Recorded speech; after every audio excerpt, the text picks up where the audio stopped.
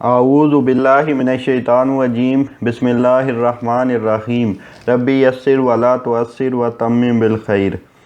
آج میں علامہ اقبال کا جو تصور خودی ہے اور اس کا سلوک ہے اس کے بارے میں بات کروں گا۔ اس میں جو تصور نمبر 1 ہے خودی کی تعریف اور نظریہ خودی اور فلسفہ خودی میں فرق۔ سب سے پہلے خودی کیا ہے؟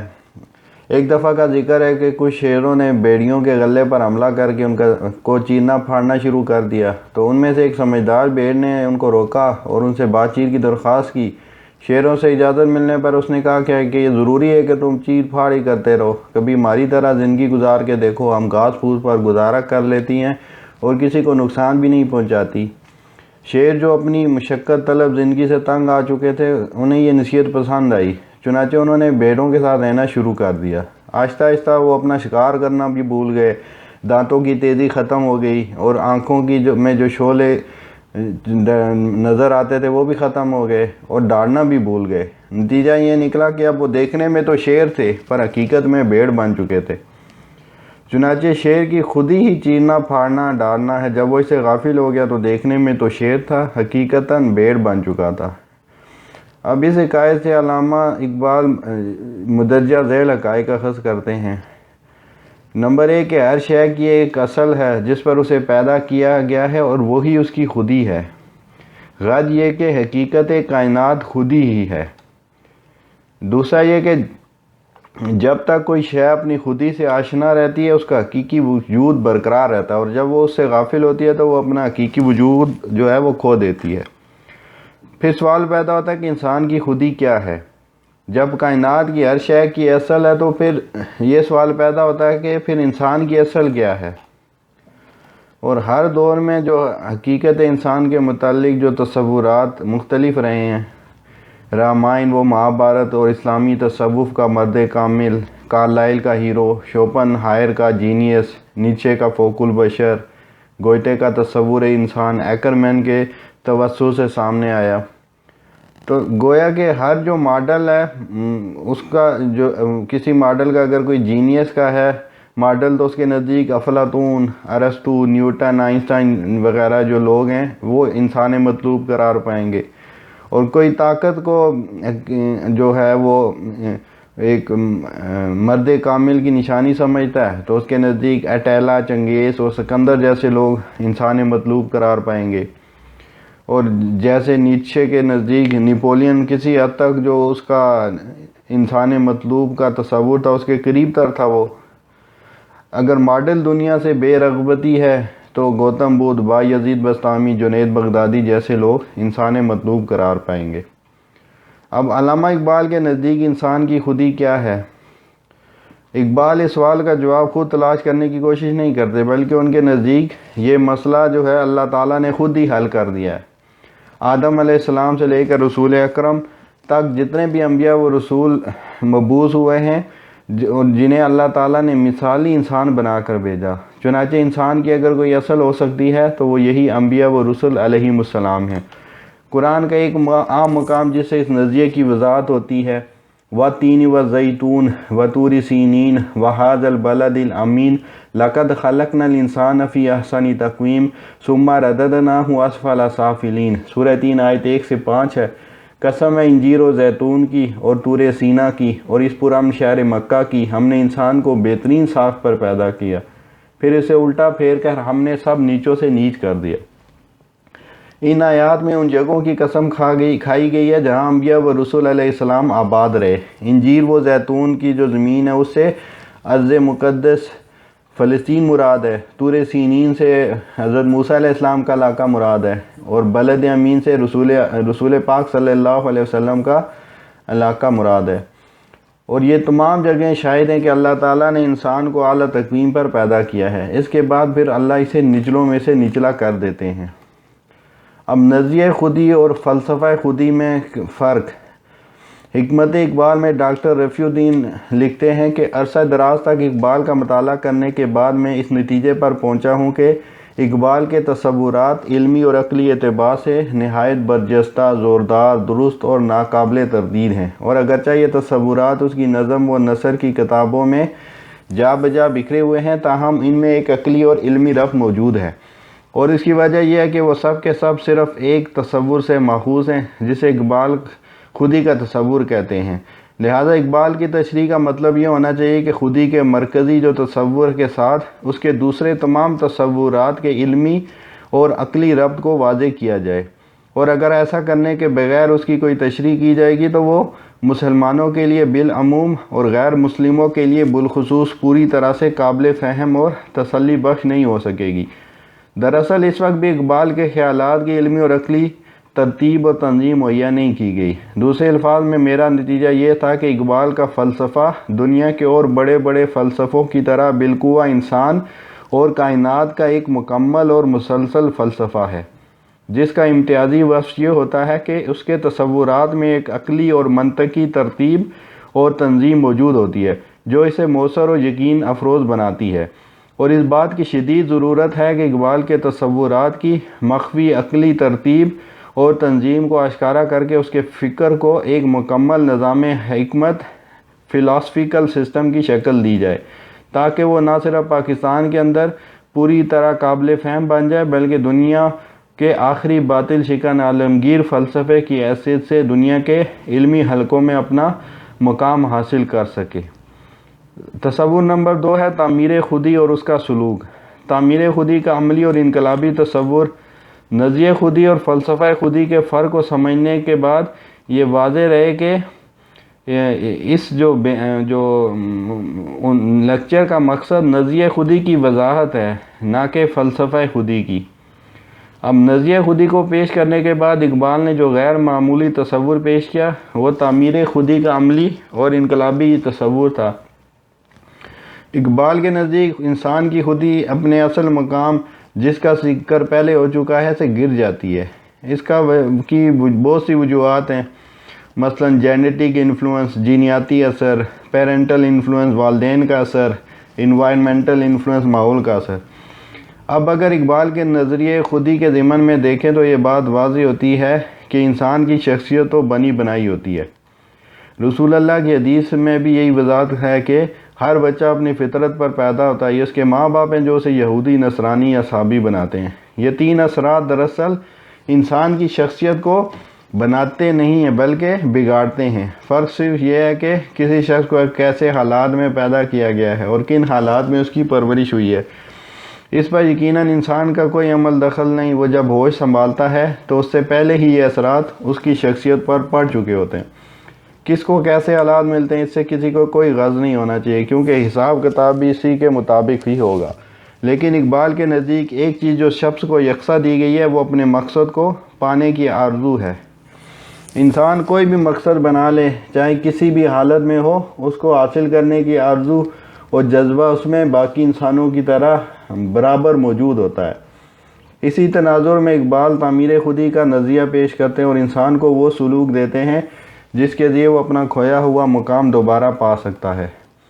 اب سلوک تعمیر خودی میں پہلا جو اس کا مرحلہ ہے وہ بلند مقصد کا تعین ہے، پھر اس مقصد کو پانے کی آرزو کو دل میں پالنا ہے، پھر اس آرزو کو عمل میں لاتے ہوئے مقصد کو پانے کے لیے کسی نظم کے تحت کوشش کرنا۔ نظم کے بغیر جو بھی کوشش کی جائے گی اس کا فائدہ نہیں ہوگا، اور اس راہ میں جو مشکلات ہیں ان کو عبور کرنا مشکل ہوگا۔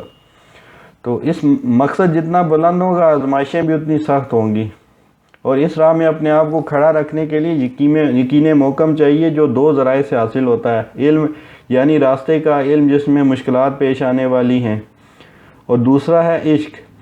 جب سالک دیوانہ وار اپنے مقصد کے حصول کی طرف گامزن ہوتا ہے تو کچھ عرصے بعد اس مقصد سے اسے عشق ہو جاتا ہے، اور یہی وہ جذبہ ہے جو اسے مشکل حالات میں ثابت قدم رکھ سکتا ہے۔ اب یقین کیا ہے؟ عشق کا مرحلہ عبور کرتے ساتھ ہی سالک کو مقصد کے پانے کا یقین ہو جاتا ہے، اور اس یقین کے حاصل ہوتے ہی ساتھ ہی سالک اپنے نفسانی جذبات کو ضبط کرنے کی صلاحیت حاصل کر لیتا ہے۔ نیابت: اگر انسان کا مقصد وہی تھا جو انبیاء و رسل کا مقصد تھا تو یقین کا مرحلہ عبور کرنے کے بعد سالک اپنے مقام یعنی نائب الہی پہچان لیتا ہے۔ تصور نمبر 3 ہے سلوک تعمیر خودی کا پہلا مرحلہ بلند مقصد کا تعین۔ علامہ اقبال کے نزدیک وہ شخص جس کا مقصد صرف ضروریات زندگی کا حصول، نفس پرستی اور شہوت رانی ہی ہے، تو ایسا شخص اپنی خودی کی تعمیر نہیں کر سکتا، بلکہ اس کی حیثیت جانور سے زیادہ نہیں ہے، کیونکہ نفس پرستی اور شہوت رانی ان کا بھی مقصد ہے۔ اب مغرب کی نظر میں میٹیریل کو فوقیت حاصل ہے، مغرب کی نظر میں عظیم مقصد ہے دولت ہو، طاقت ہو، شہرت ہو، اور اس میں طاقت کو زیادہ اہمیت حاصل ہے۔ اور خالی ذہنی لحاظ سے دیکھیں تو دنیا سے کٹ جانا، دنیا کو خیر بات کہہ دینا، یہ جو ہے ہائیسٹ جو ہے وہ کیڈر شمار ہوتا ہے۔ اب دنیا سے بے رغبتی بھی ہو اور طاقت بھی ہو، اس کی بہترین مثال حضرت عمر ابن خطاب رضی اللہ عنہ کی ہے۔ 3 براعظم پر حکومت تھی اور اس کے باوجود پیون لگے جو کپڑے پہنتے تھے۔ علامہ اقبال رحمہ اللہ کے نزدیک یہی اصل فقر ہے۔ کم سے کم مقصد روٹی، کپڑا اور مکان ہے، یہ اپنے کیریئر کے لیے کوشش کرنا، اور یہ حیوانیت ہے۔ اپنی ذات سے بڑھ کر دوسروں کی مدد کے لیے کوشش کرنا بھی بلند مقصد ہے۔ ایسے شخص کی کچھ نہ کچھ خودی کی تعمیر ہو جائے گی۔ ہماری اصل رسول پاک یہ انبیاء کرام علیہ السلام ہیں، اور انبیاء کرام علیہ السلام کا مقصد کیا ہے وہ قرآن پاک میں بیان کر دیا گیا ہے، یعنی اعلی کلمت اللہ۔ اس مقصد کی مختلف خصوصیات علامہ نے اسرار خودی میں بیان کی ہیں کہ نور سحر کی معنی روشن، یعنی مقصد بالکل واضح ہونا چاہیے، غیر حق کو جلا کر راکھ کر دینے والا اور نظام باطل کو برباد کر دینے والا ہو، یعنی انقلابی ہونا چاہیے۔ اقبال کے نزدیک انسان کی اصل رسول پاک کی ذات ہے، تو یقیناً انہی کا مقصد زندگی بہترین مقصد ہے۔ قرآن مجید نے نبی کے مقصد کی یوں تشریف فرمائی ہے۔ سورہ فتح آیت 33، سورہ فتح 28 اور سورہ صف 9، ان میں یہ ایک ہی آیت 3 دفعہ آئی ہے صرف۔ جو سورہ فتح میں آخری جو حصہ ہے اس میں تھوڑی سی تبدیلی ہے، وَكَفَى بِاللَّهِ شَهِيدًا۔ پھر تصور نمبر 4 ہے سلوک تعمیر خودی کا دوسرا مرحلہ بلند مقصد کو پانے کی آرزو۔ اب مقصد کے تعین کے بعد تعمیر خودی میں اقبال کے نزدیک دوسرا مرحلہ آرزو کا ہے، یعنی مقصد کو پا لینے کی آرزو۔ اور جس مقصد کو پا لینے کی آرزو ہی دل میں نہ ہو تو اس کے حصول کے لیے کوشش کرنے کا جذبہ پیدا ہی نہیں ہو سکتا۔ اب مقصد کا تعین کرنے کے بعد گو کہ اس کے حصول میں بہت سے مشکلات پیش آئیں گی، اس کو پا لینے کی آرزو ہی وہ جذبہ ہے جو انسان کو عمل کے لیے ہر وقت تیار رکھتا ہے۔ چنانچہ اقبال کے نزدیک مقصد کو پانے کی آرزو اس لیے عام ہے کہ انسان ہر دم زندہ رہتا ہے، وہ جیتے جی مردہ نہیں بن جاتا۔ آرزو وہ طاقت ہے جو خاک کو بھی طاقت پرواز عطا کر دیتی ہے، یہ مقصد کے حصول کی راہ میں عقل کی رہنمائی کرتی ہے، یہی خودی کو عمل کو ابھارتی ہے۔ تصور نمبر 5 ہے سلوک تعمیر خودی کا تیسرا مرحلہ جہاد۔ آرزو کے بعد تیسرا مرحلہ مقصد کے حصول کے لیے عمل پہم یا جید مسلسل کا ہے۔ یہ وہ طویل مرحلہ ہے جس میں خودی کی صحیح معنوں میں تربیت ہوتی ہے، اور یہی مرحلہ اسلام کا تصور جہاد ہے۔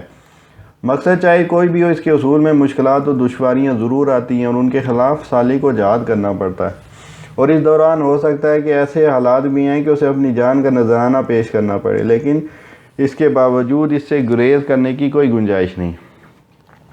اصل مرحلہ یعنی سٹرگل جس میں خودی کی تعمیر ہوتی ہے، جہاد کسی نظم کے مطابق ہونا چاہیے، جو کھڑا رہے، ڈٹا رہے تو کامیاب ہوتا ہے۔ طاقتور آدمی عاجز بن کر کیسے رہ سکتا ہے؟ تو اس کی مثال نبی پاک علیہ السلام، انبیاء کرام علیہ السلام و صحابہ کرام رضوان اللہ اجمعین میں حضرت عمر فاروق رضی اللہ عنہ کی ہے۔ آج ٹو اچیو کو زندہ رکھیں، نظریے کا حسن، قدرت کا حسن، حسن کی آرزو اللہ نے ہمارے اندر رکھی ہے، محبت کا جذبہ حسن کو بیدار رکھنے کے لیے بہت ضروری ہے۔ حسن کی کشش مان پڑتی رہتی ہے، شمالی علاقہ جات کے پہاڑ دلکش ہیں، لیکن وقت کے ساتھ انسان کے لیے ان کے حسن اور کشش میں کمی آنے لگتی ہے، پھر اس وقت عشق کا دیا جلانا پڑتا ہے۔ تصور نمبر 6 سلوک تعمیر خودی کا چوتھا مرحلہ یقین محکم اور اس کے حصول کے لیے علم و عشق کی اہمیت۔ مقصد کے صحیح تعین کے بعد اس کو پا لینے کی آرزو یقیناً سالک کو اس کے لیے کوشش کرنے پر آمادہ کرتی ہے، لیکن اس کٹھن سفر میں جو مشکلات و مصائب حائل ہوتے ہیں ان کو پار کرنے کے لیے اس سے بڑھ کر بھی کچھ درکار ہوتا ہے، اور وہ علامہ کے نزدیک یقین محکم ہے۔ یقین محکم، عمل پہم، محبت، فاتح عالم، جہاد زندگانی میں ہیں مردوں کی یہی شمشیریں۔ اس راہ میں مشکلات آئیں گی۔ اس یقین کے حصول کے علاوہ علامہ کے نزدیک دو ذرائع ہیں، علم اور عشق۔ ابتدا میں علم کھڑا رکھے گا، لیکن کچھ عرصے کے بعد مشکلات اتنی بڑی ہو جائیں گی کہ عشق اور جنون کی ضرورت پڑے گی۔ اب محبت اور عشق میں فرق کیا ہے؟ محبت نیچرل چیز ہے، ہو جاتی ہے۔ ایک لڑکے کو لڑکی سے محبت ہو جاتی ہے، یہ محبت اللہ نے دل میں رکھی ہے۔ سورج سے محبت ہو جاتی ہے، فرسٹ سائٹ لو کنسیپٹ ہوتا ہے۔ اب اس لڑکی کو پانا ہے، مقصد بنا لیا اسے، اب اس کے لیے کوشش شروع ہو گئی۔ اب جب تک اس راہ میں کوئی سیکریفائز نہیں ہو جاتی، ڈگری خراب ہوئی، بھائیوں سے مار بھی پڑ گئی وغیرہ وغیرہ، تو پھر جا کر کہیں عشق ہوتا ہے۔ اس وقت تک عشق نہیں ہو سکتا جب تک کہ کوئی قربانی نہ ہو۔ یہ ایک کم تر تصور ہے، اسی کو آپ اپلائی کریں بلند تر کنسیپٹ پر، نظریاتی عشق کی بات کریں، نظریے سے محبت ہو جائے گی۔ اس کا ظاہری حسن آپ کو اٹریکٹ کرے گا، لیکن یہ ہے کہ جب تک اس راہ میں قربانی نہیں کریں گے آپ کو عشق نہیں ہوگا۔ جتنا بڑا مقصد ہوگا اتنی ہی بڑی مشکلات ہوں گی۔ You have to fight against those odds. آپ اپنے آپ کو کھپائیں گے، یہ جو آپ اس کے خلاف ٹکرائیں گے تو اس کے نتیجے کے طور پر چنگاریاں نکلیں گی۔ اس میں سے کوئی چنگاری نکل کر ہمارے اندر جو دیا لگا ہوا ہے، یعنی کہ عشق کا جو دیا ہے، اس کو جلا دیتا ہے، جسے اقبال عشق کی آگ کہتے ہیں۔ وہ دیا جل گیا تو اب کوئی پریشانی نہیں۔ اب ایک سالک جو اس راہ میں چل رہا ہے، اس کو اب اس مقصد کو پانے سے کوئی نہیں روک سکتا۔ اب وہ اپنا تن من دھن کھپائے گا۔ وہ اب انٹرنلی موٹیویٹڈ ہے، اسے ایکسٹرنل موٹیویشن کی کوئی ضرورت نہیں ہے۔ اس مقام تک پہنچنا ضروری ہے۔ اب پھر تعمیر خودی کا ساتواں کنسیپٹ ہے سلوک تعمیر خودی کا پانچواں مرحلہ، نیابت الہی۔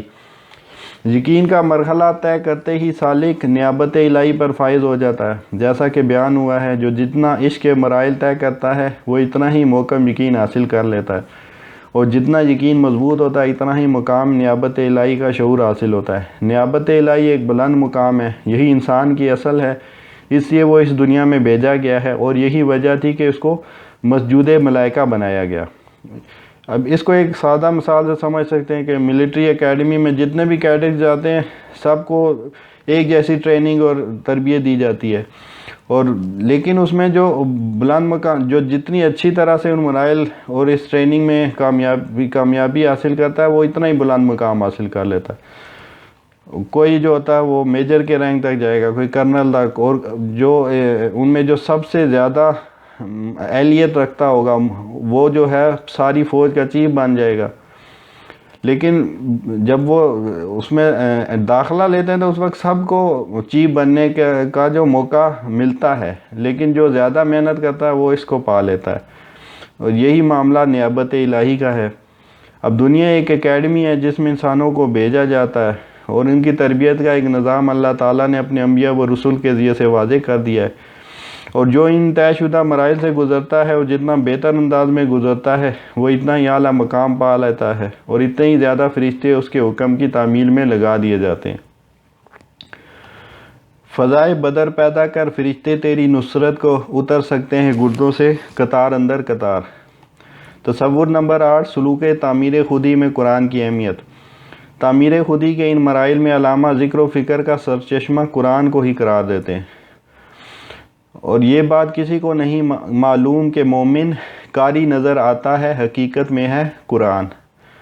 کردار میں جدت پیدا کرنے کے لیے بھی وہ قرآن میں تفکر کی دعوت دیتے ہیں۔ قرآن میں ہو غوطہ زن اے مرد مسلمہ، اللہ کرے تجھ کو عطا جدت کردار۔ اسی طرح قرآن کو اپنے اندر اتارنے کی تلقین کرتے ہیں، کیونکہ اس میں وہ تاثیر ہے جو انسان کو تبدیل کر کے رکھ دیتی ہے، اور جب وہ تبدیل ہو جاتا ہے تو سارا جہاں ہی تبدیل ہو جاتا ہے۔ اب تصور نمبر 9 ہے تصور بے خودی اور اجتماعی خودی کی تعمیر کا سلوک۔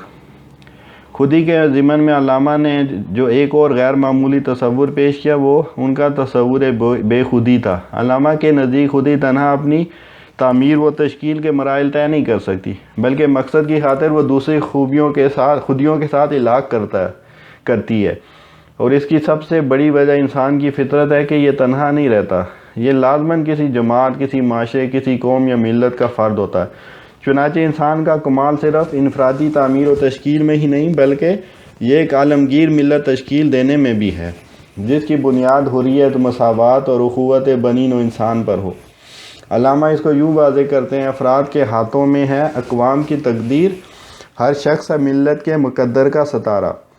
سنن ترمذی کی حدیث ہے: تم پر جماعت کی شکل میں رہنا فرض ہے اور تم تنہا مت رہو، اس لیے کہ اکیلے شخص کا ساتھی شیطان بن جاتا ہے، لیکن اگر دو ساتھ رہیں تو وہ دور ہو جاتا ہے۔ اب اجتماعی خودی کی تعمیر کا سلوک۔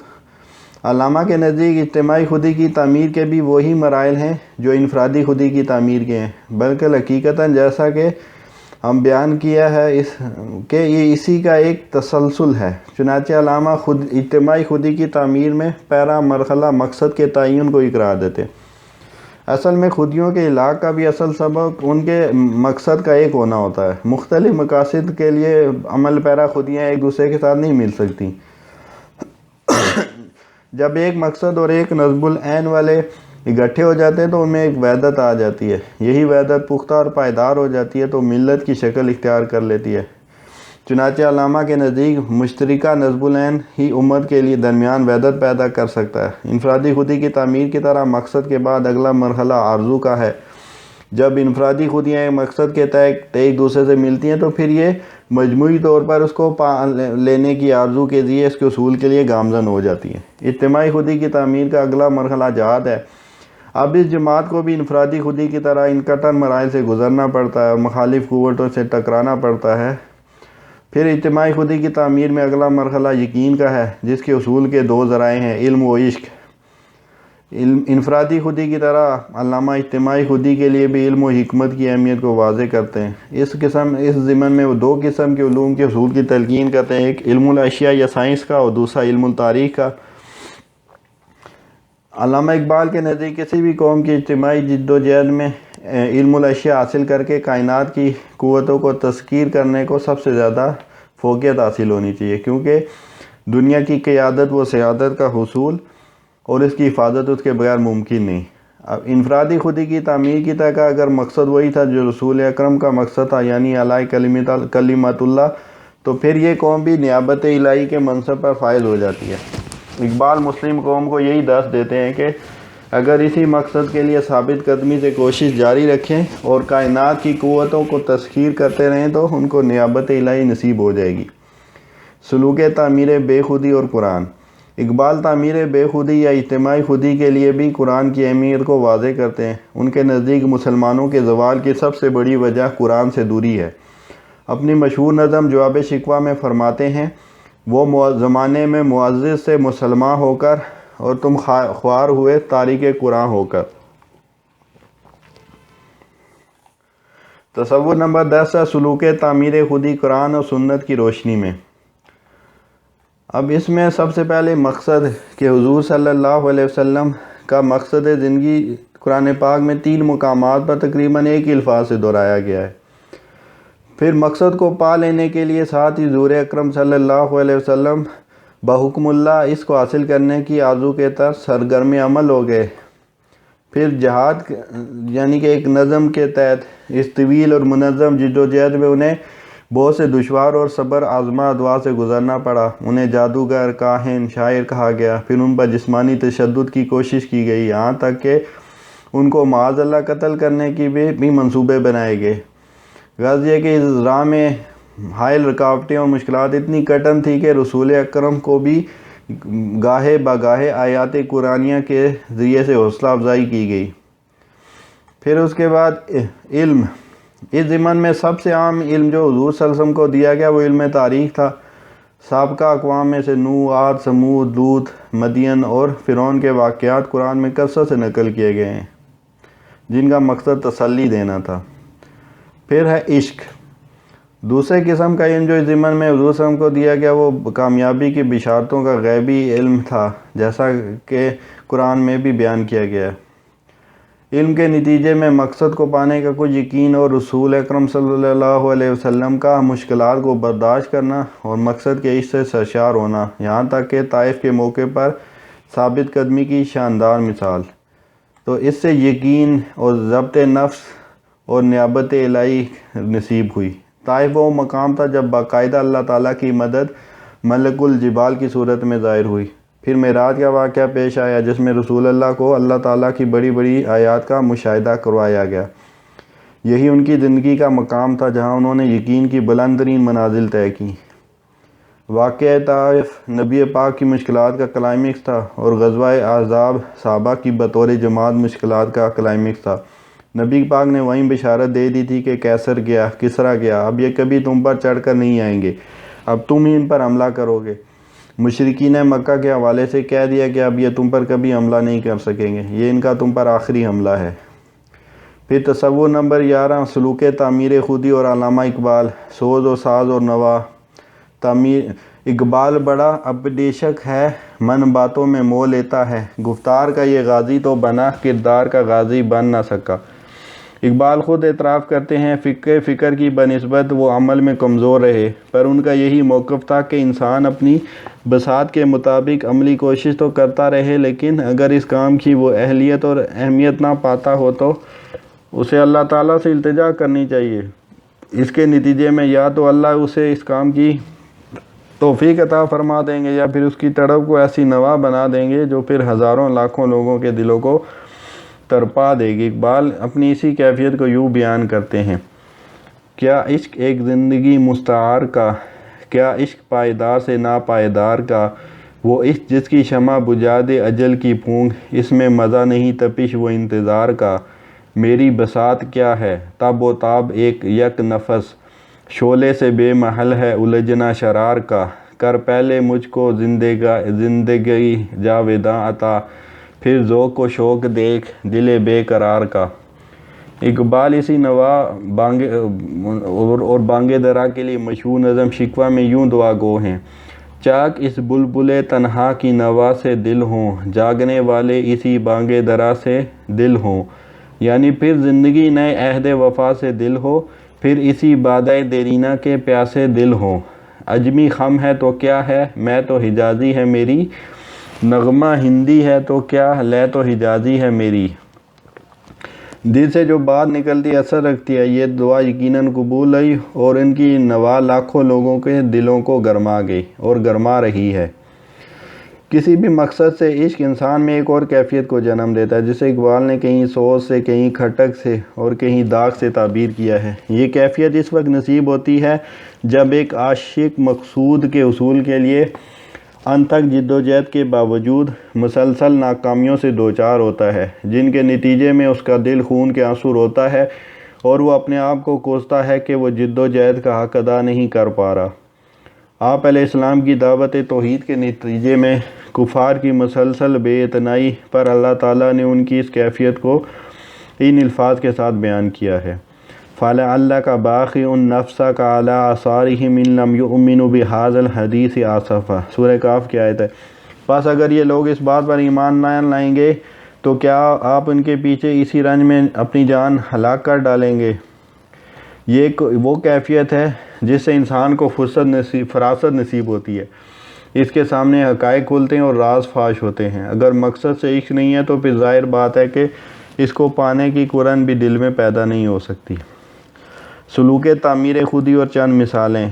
اس میں غیر مسلم کارل مارکس کی مثال ہے کہ کارل مارکس کی جدوجہد اور قربانی، 7 اولاد میں سے اس کی 4 کا بھوک و افلاس کی وجہ سے انتقال ہوا۔ اس قربانی کی وجہ سے روس جہاں وہ کبھی بھی نہیں رہا، اس کے پیش کردہ نظریے کی لینن کے ذریعے تنفیذ۔ یہ تو حال ہے باطل نظریے کا، تو کیا جب نظریہ توحید کے لیے لاکھوں جانیں دی جائیں گی تو انقلاب نہیں آئے گا؟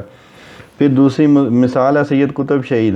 سید قطب شہید رحمہ اللہ کی شہادت اور ان کے نظریے کی ترویج ان کے اپنے الفاظ میں: یقیناً ہمارے الفاظ اس وقت تک مردہ، بے جان اور کسی قسم کے جوش و جذبے سے محروم رہتے ہیں جب تک کہ ہم ان کے لیے اپنی جان قربان نہ کر دیں، جس کے نتیجے میں یہ یکا یک زندہ ہو جاتے ہیں اور پھر یہی الفاظ مردہ دلوں کو بھی زندگی بخشنے کا موجب بنتے ہیں۔ بقول اقبال: یا مردہ ہے یا نزا کی حالت میں گرفتار، جو فلسفہ لکھا نہ گیا خون جگر سے۔ وما علینا الا البلاغ۔